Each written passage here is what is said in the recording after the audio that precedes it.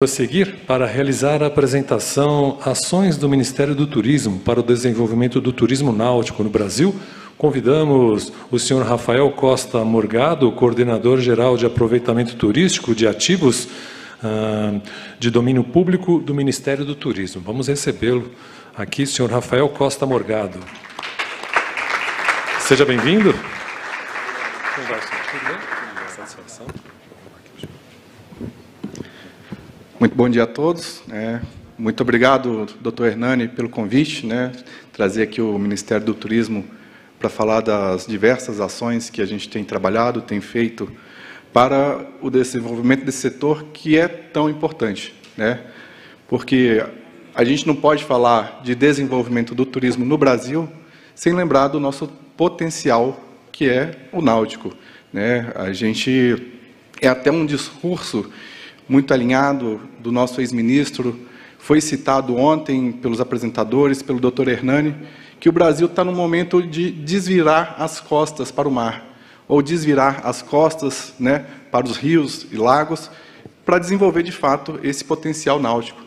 Temos uma costa navegável com um litoral de mais de 8.500 quilômetros, 9.600 quilômetros também de canais e vias navegáveis, extensos reservatórios, também com grande potencial para o desenvolvimento, e o Ministério do Turismo vem vendo isso com um enorme potencial e tem trabalhado nos últimos anos para isso ganhar mais força, e atrair o turista e desenvolvimento econômico para o nosso país. Porque a gente sabe que grande parte do nosso PIB vem do mar também, e vem do potencial turismo.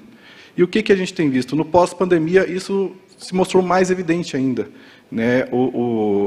A população resolveu ir para locais talvez mais isolados, investir na aquisição de embarcações. Nunca, durante a pandemia, uma das indústrias que não teve queda, e o Eduardo Coluna não me deixa mentir, o presidente da Cobar, que é o crescimento que teve durante a pandemia.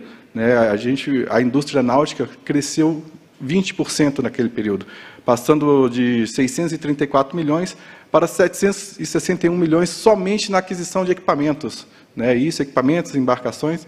Então, assim, o brasileiro tem buscado os rios, os lagos, as águas, para o desenvolvimento das suas atividades de experiência e turismo, e isso se reflete no meio que é utilizado. O principal meio é a embarcação. Então, o brasileiro tem adquirido cada vez mais embarcação, tem investido, e o Brasil, a gente vê pelas apresentações dos municípios, tem investido também nas infraestruturas de apoio. E toda essa conversa no Ministério do Turismo começou ali atrás, 2019, 2020, pelo nosso grupo técnico de debates sobre o turismo em águas, o turismo pelas águas. Era um comitê que foi criado com caráter consultivo e propositivo, com engenheiros. O pessoal do Fórum Náutico Paulista também participou junto conosco desses debates, e ali foi possível colocar diversas propostas. E, a partir dessas propostas, o Ministério do Turismo passou a trabalhar de forma a executá-las. A gente vendo esse enorme potencial e vendo a quantidade de embarcações, o Ministério do Turismo, junto com o Ministério do Trabalho, passou a reconhecer a profissão de condutor de turismo náutico. É uma profissão que atualmente é reconhecida na classificação brasileira de ocupações, e isso permite que a gente possa trabalhar políticas públicas para esse profissional, que antes não era visto e não era lembrado. A gente cita lá um grande exemplo, Lençóis Maranhenses, que lá você chega, tem 40 táxis, e o taxista já é uma profissão reconhecida, mas, ao mesmo tempo, tem mais de 400 embarcações para transporte de passageiros, só em Lençóis Maranhenses. Então, era uma quantidade enorme de profissionais que, muitas vezes, não tinha esse reconhecimento e não tinha como buscar, inclusive, fontes de empréstimos por falta de ser esse profissional não ser visto. Então, com o reconhecimento do condutor de turismo náutico, a gente tem buscado trabalhar nas políticas públicas para ele. Outra questão é, a gente tem tentado aumentar a frota de embarcações no Brasil, que, como foi falado, né, pelo menos cada barco geram 2 empregos, né, diretos e indiretos ali, sem contar o que vem já gerado nos estaleiros, né, que pelo menos, como foi citado ontem, eram 8 empregos para cada produção, para cada embarcação. Então, nesse momento, o Brasil tem tentado também atrair mais barcos à vela, né? Para isso, a gente conseguiu zerar o imposto de importação de veleiros e também zeramos o imposto de importação de jet skis, né? São embarcações que muitas vezes foram políticas de forma a não prejudicar, né, a nossa indústria naval interna, porque muitas vezes os veleiros são importados, os jet skis também, né? E, ao mesmo tempo, a gente tem trabalhado com a indústria naval interna. A gente tem recebido diversas vezes a Acobar, temos andado com eles pela Receita Federal, pela Secretaria de Comércio Exterior, né, trabalhando, inclusive, na questão do drawback, né, para favorecer também a nossa indústria interna. E com isso a gente possa aumentar ainda mais a nossa frota e ter mais experiências turísticas de qualidade. Pensando nisso também, a gente conseguiu a autorização, né, do Ministério da Economia para a importação de veleiros usados, que era proibido anteriormente, né? Então, veleiros com até 30 anos de fabricação hoje podem ser importados, né? Da mesma forma, os jet skis. Então, tudo isso é para buscar fomentar o nosso potencial náutico. E também, ao mesmo tempo, a gente está criando, e já está para ir ao ar, né, o curso de capacitação de condutor de turismo náutico. Porque, muitas vezes, esse profissional ele é muito bem capacitado pela Marinha do Brasil, né? Com a sua carteira de registro, ele tem o seu MAN, tem o seu MAC ali. No entanto, ainda falta um pouco, que é a receptividade do turista, né? Porque muitas vezes esse profissional ele está ali com a pequena embarcação, ele sabe pilotar e conduzir muito bem, mas falta um pouco que é a receptividade, a questão do manuseio de alimentos na embarcação, um pouco de educação ambiental e que ele possa transmitir para o turista a experiência que é navegar na região. Então, ele próprio pode conversar com o turista, tem módulos de língua estrangeira, módulos básicos para, minimamente, ele poder conversar com o turista estrangeiro, e esse produto está para ir até novembro para o ar, né? A gente tem um acordo de cooperação com a Universidade Federal Fluminense, que é uma grande expert no turismo náutico. Então, eles estão produzindo essas videoaulas para o Ministério e, em novembro, isso vai ao ar no nosso portal, né? Então, o Ministério do Turismo criou o portal de turismo náutico, onde a gente põe ali todas essas ações, divulga o que a gente tem feito e vamos colocar junto o link, né, para quem possa ter acesso a essas aulas.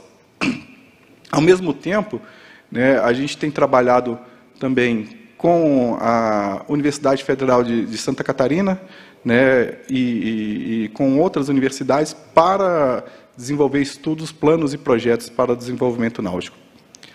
O Ministério do Turismo também criou o primeiro boletim de inteligência de mercado no turismo, né, com foco no turismo náutico, que ele apresenta para todas as regiões, para todos os estados brasileiros, quais são os principais eventos, qual é o potencial para o turismo náutico daquela região, né, de forma que o turista possa acessar e ter conhecimento de tudo que há naquele estado que ele deseja visitar.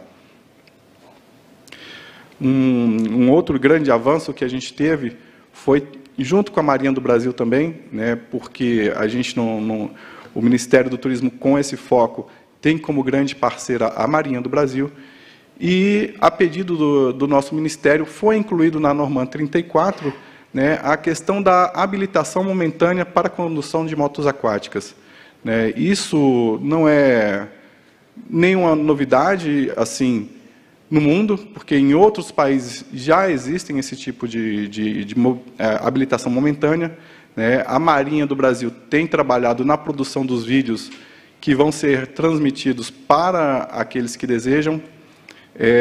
As empresas, a gente tem trabalhado muito também junto com a BRP, ontem o Fernando estava lá, e tem demonstrado esse potencial que a gente tem também de trabalhar com as motos aquáticas de forma segura, né? A gente não vai ser uma habilitação expedita de qualquer forma.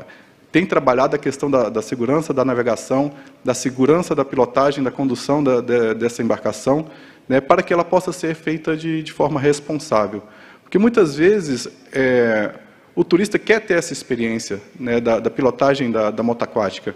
No entanto, ele não tem a moto aquática e nem mesmo ele vai investir numa habilitação de motonauta para uma experiência que ele não tem a moto aquática. Então, com a habilitação momentânea, o turista, em suas viagens, ele fica capacitado durante 30 dias, habilitado durante 30 dias, né, depois dessa formação que ele faz, que é junto com as empresas de aluguel de moto aquática, e ele terá essa habilitação momentânea durante 30 dias, né, para, como se diz, curtir essa experiência da pilotagem.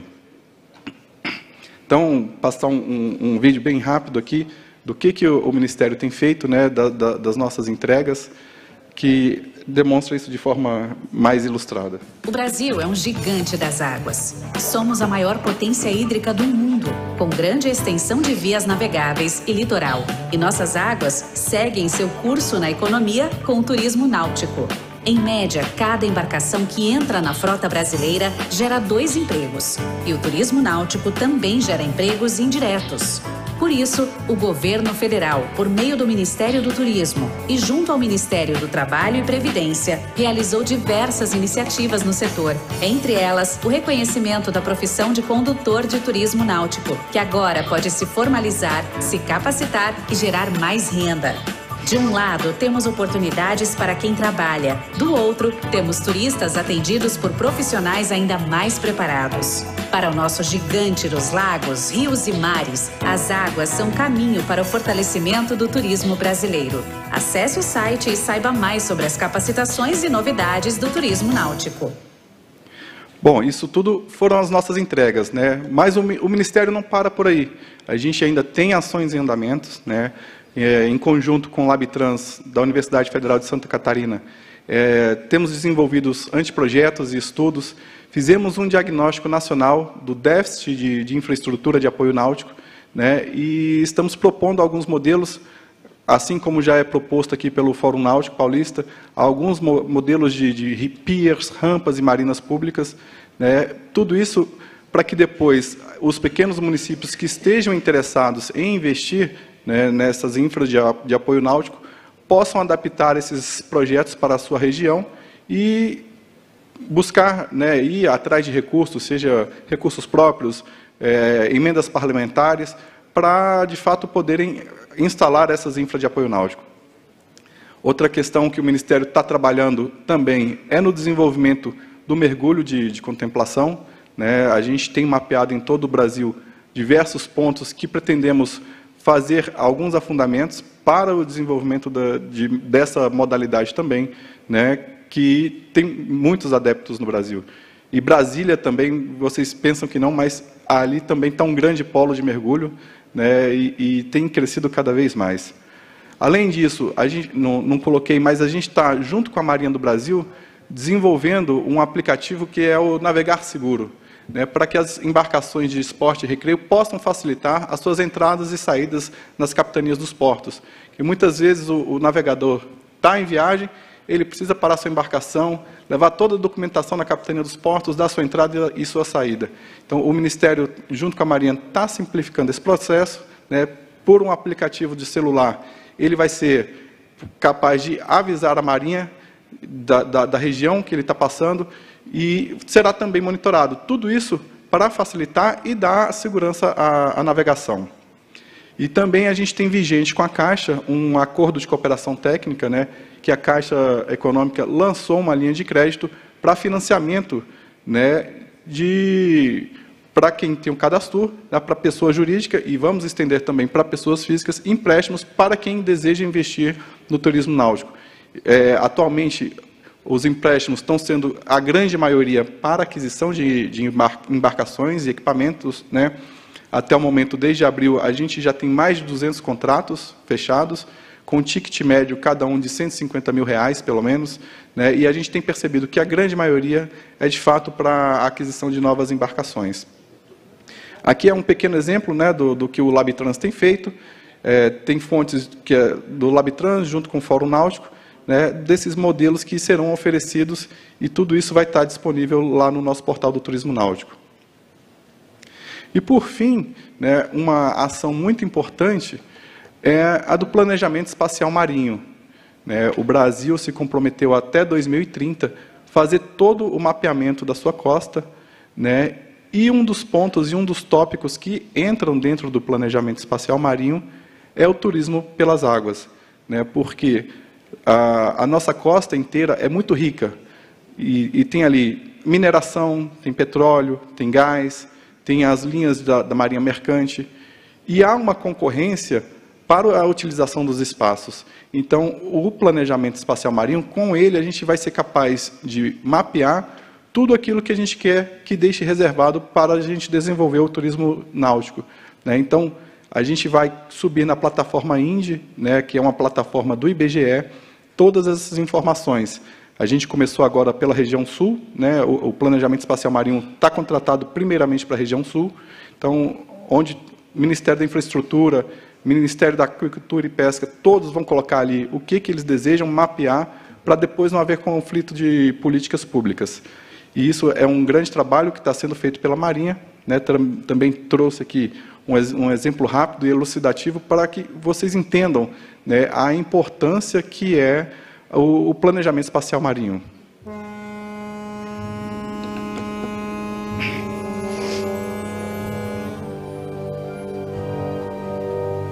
Energia, alimento, comércio, esporte, conservação.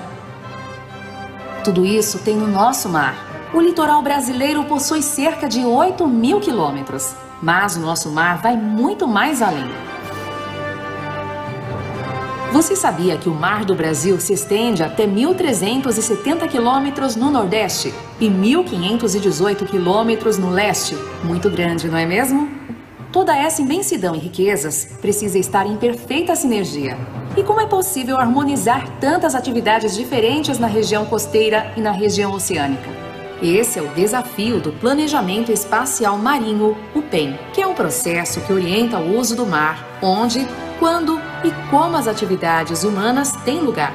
Em 2017, o Brasil assumiu na Conferência da ONU para os Oceanos o compromisso de implantar o PEM no país até o ano de 2030, pois é através dele que é possível estabelecer um modelo de governança, identificar e reduzir conflitos no uso do mar, gerar empregos e renda para a população ao mesmo tempo que conserva o meio ambiente, alavancar a economia azul, porque garante segurança jurídica aos investidores e ao Estado costeiro. Mas para termos o PEM, é preciso a colaboração de todos. O governo e as instituições que possuem dados marinhos precisam carregá-los na Infraestrutura Nacional de Dados Espaciais, a INDE, que é o banco de dados que será usado para o Plano de Gestão Espacial Marinho, que distribuirá as atividades no mar de acordo com as prioridades e potencialidades.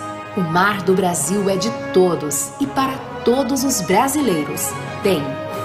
Projeto Audiovisual de Mentalidade Marítima. Patrocínio Vale.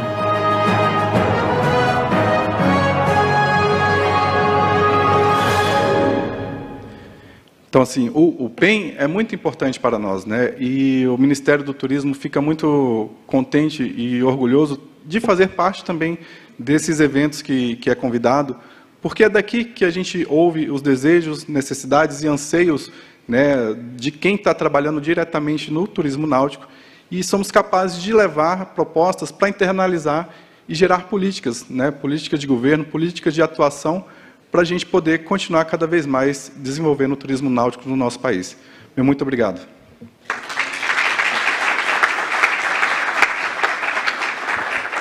Só deixar à disposição, né, o Ministério está com um stand aqui no Boat Show. Quem quiser passar lá, vai estar eu e o Luiz, que é o nosso outro coordenador. Né, podemos conversar, tirar dúvidas e levar novas ideias para frente. Muito obrigado.